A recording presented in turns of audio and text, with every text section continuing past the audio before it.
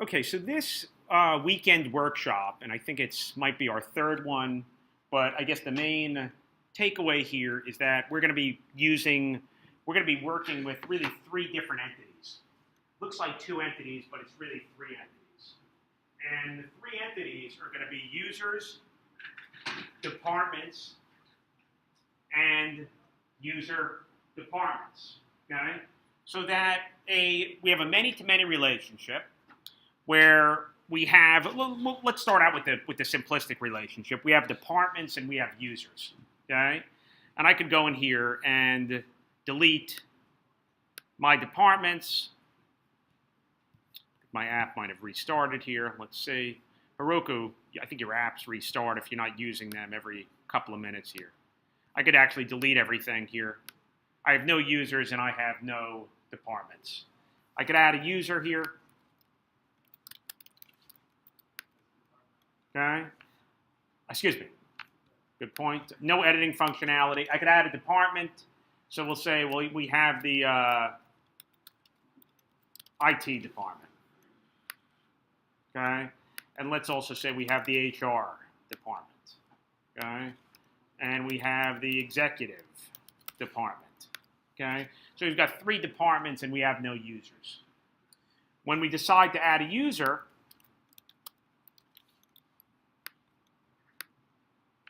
we end up adding a user, and one of the things that we see when a user gets added is that the user doesn't have any departments.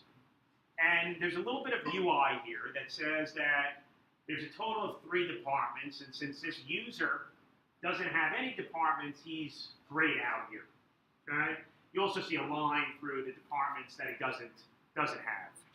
When we decide to add a user to a department, that line goes away, and I think it was maybe hard to see here, but the guy's no longer gray.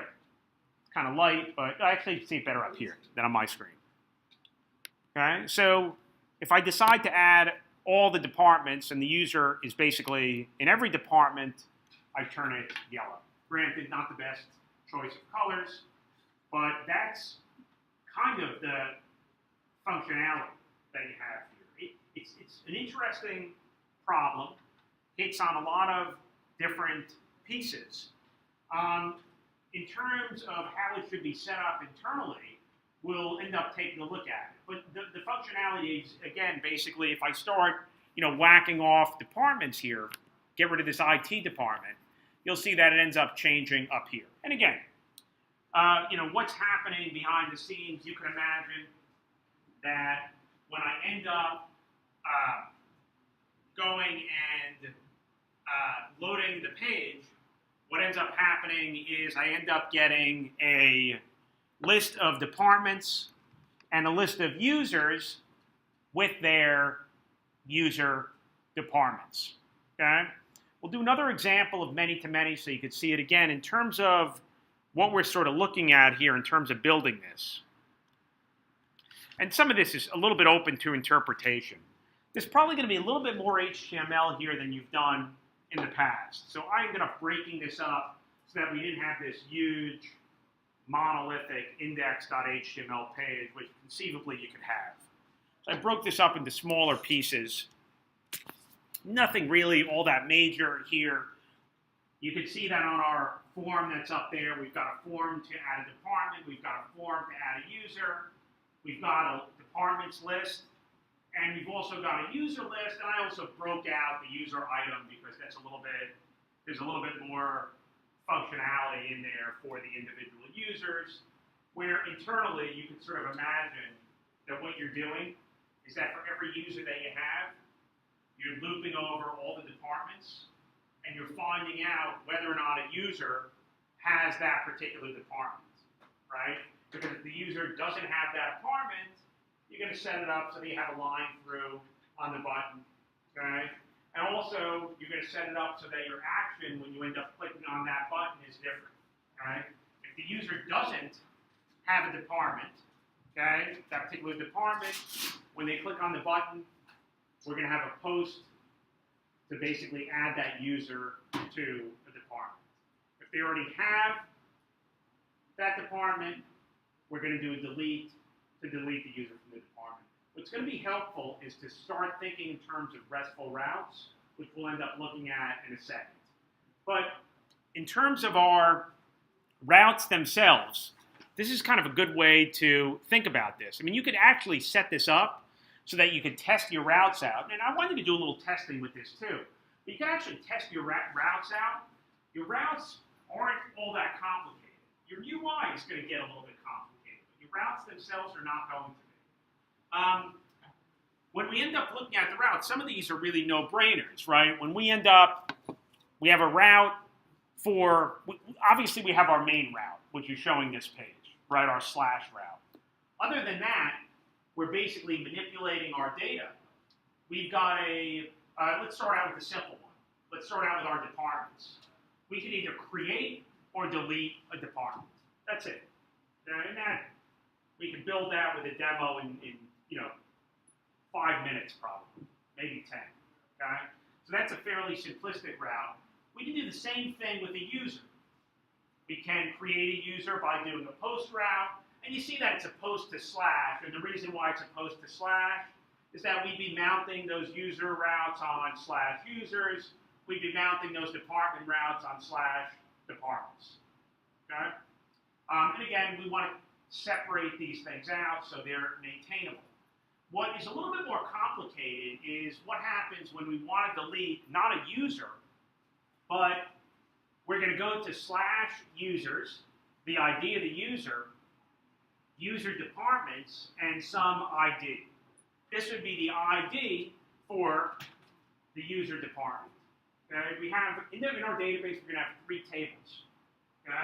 We're going to have a table for users, we're going to have a table for departments, and we're going to have a table for user departments.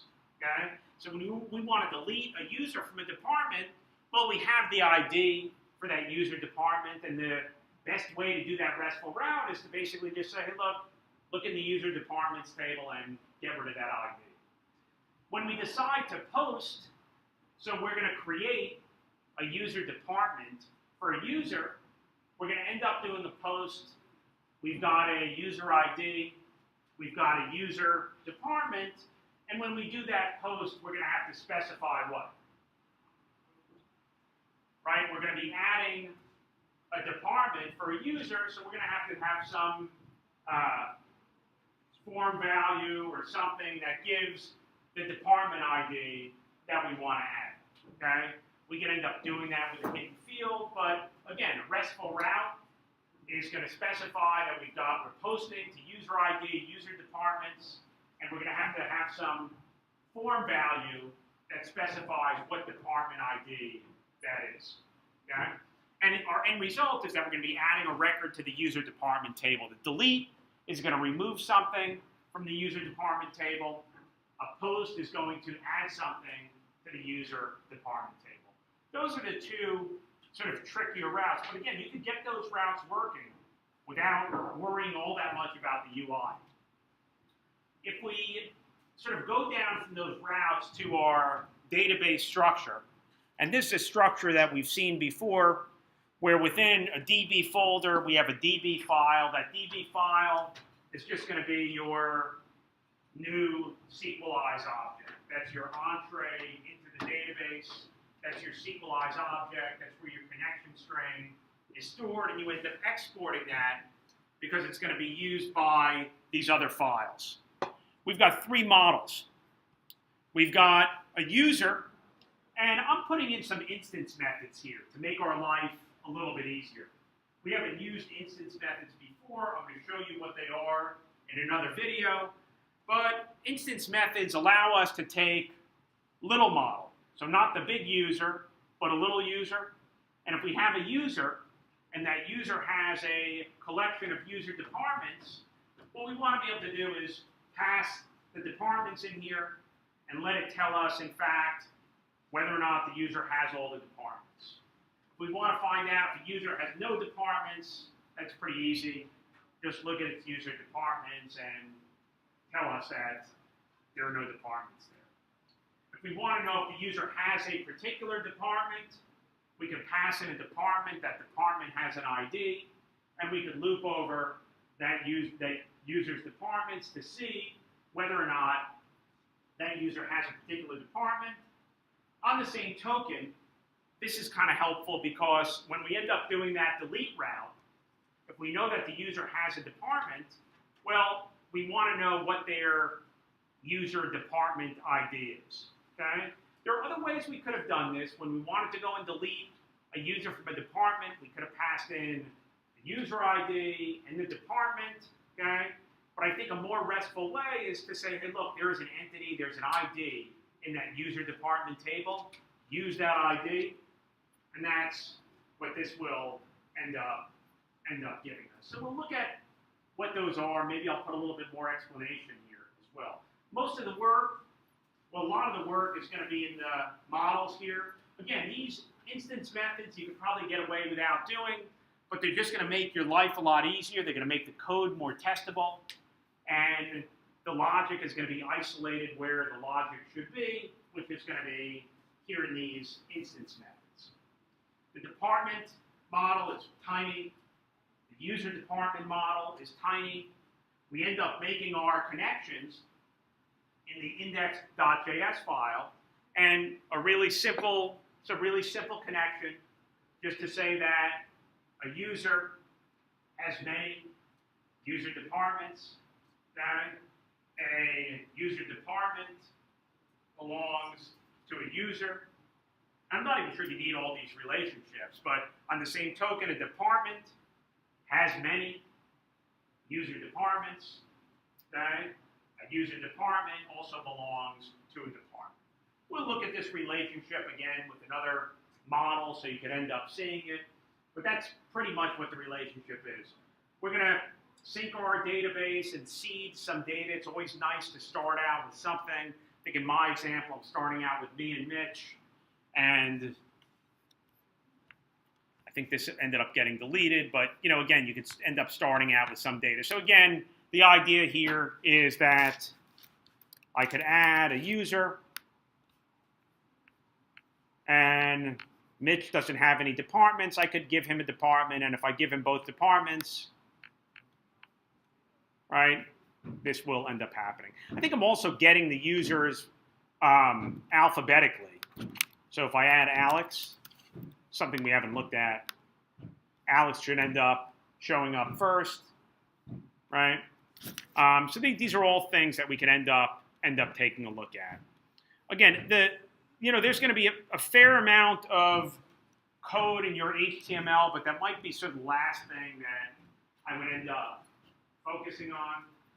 You can do some testing, right? We've done some testing before, so again, as long as you understand what the entities are and what the routes are, you really can build those routes out first. And if you have those routes built out, then you can focus on the front end. The other thing that I would say is just as a starting point, just to get sort of warmed up, don't even have the user department model. Just have a user model and a department model, and figure out how you can add a user and add a department. Keep them totally independent of each other. You can add a user, you'll see the user, you can delete a user, that user will be gone. You can add a department, okay, you'll see that department, you can end up deleting that department. Where there's no connection between those two objects. At a minimum, right, that would be sort of half of the CRUD. Well, that would be 3 out of 4 things, right? Looking at an entity, right, reading, creating, deleting. The only thing we're leaving out there is updating. Okay? Again, I figure if you could do those other 3, you could also end up updating as well. So it's an interesting challenge here. I think it's should keep you busy. Again, there's some logic that we put in here to sort of differentiate users based on how many departments that they end up having. There's all kinds of business logic that you could decide to add to this. You might decide that one of the departments is a default department, so that when you end up creating a new user, you automatically give that user entree into that department. That is something that maybe we could add as extra credit. But that, again, that gets to be a little bit more complicated because if you don't have, if you end up wiping out your default department, then your functionality will change. But there's all kinds of things you could do. Again, if you find this easy, I'll be very, very happy. And if you don't, that's fine. You'll work it through. And if you do find it easy, again, you could end up making it more complicated and building it out a little bit. So any questions about the assignment?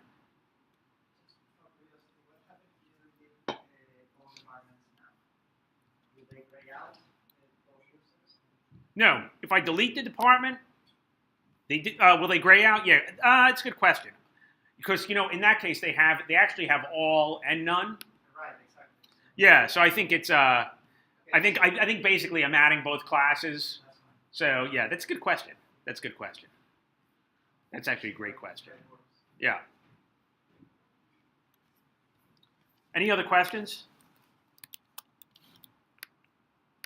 Do people understand these routes?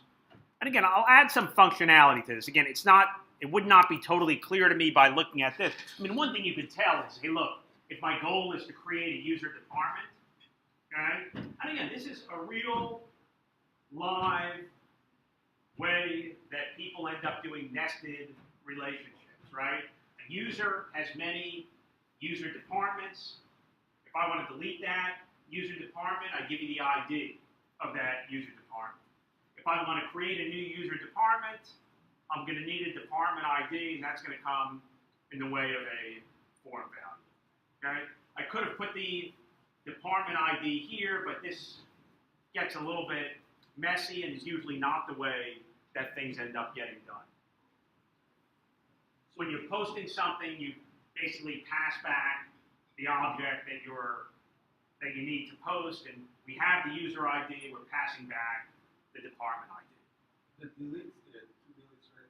The first one is, that's the department, the user department. Well, actually, the department or the user department. This one is the user department. This one is for the user themselves. Mm-hmm. That would be this route. When I call delete for a user, that would be on the user route. Look, if you want to, look, you could always, I'll send you out this link. I don't want to do it now because someone will probably put in some profanity or something. But if I went over here and I went to delete this, and I look at my network tab, and I look over here, I could see that this was a post, but I'm using my method override for delete, okay? As opposed to when I add a user, this is going to be a post to users, all right? I'm sending some data here. When I go to add a user to a department,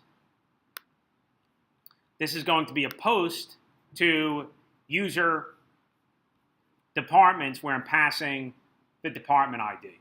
When I go to delete, so here's a good example. When I go to delete,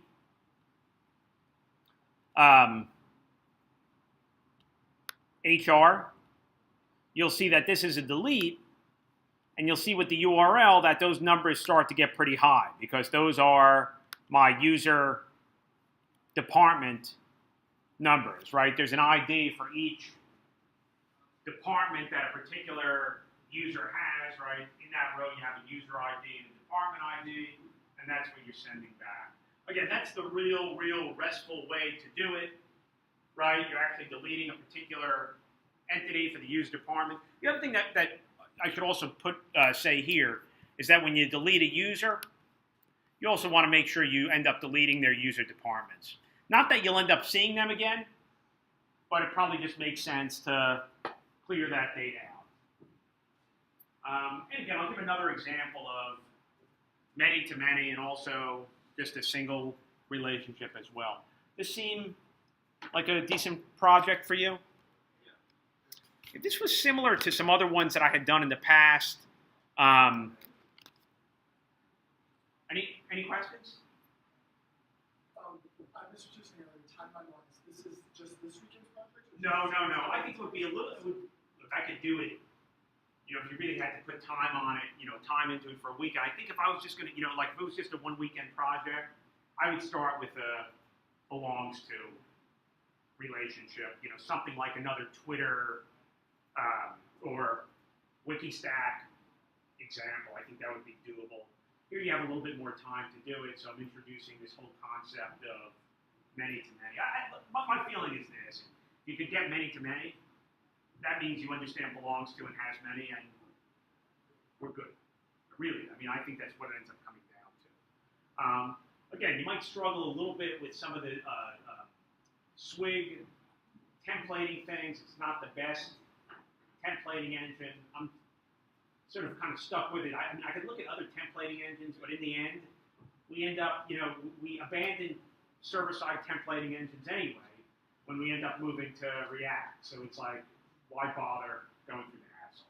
It's not like I could say to you, hey, look, I use Jade at work, or I use Pug or Haml or something, because I don't, right? When you end up building single-page applications, which is what we're going to build, all our templating engines are going to be a lot better, and they're going to be done on the client side. Any other questions? My brain just went into, didn't understand. You were saying that you're using React. You related something React to templating engines, and I didn't get that whole. So in the end, you're not going to use in your application development when you get out of full stack.